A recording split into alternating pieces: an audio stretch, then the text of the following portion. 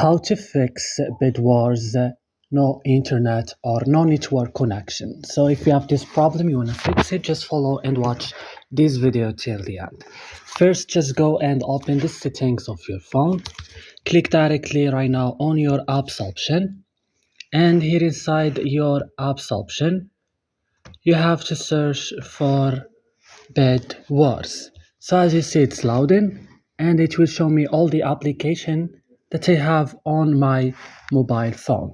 Search for bed wars, click on it like this, and right now scroll this list, click storage, click clear cache and back, click add for stop, click OK.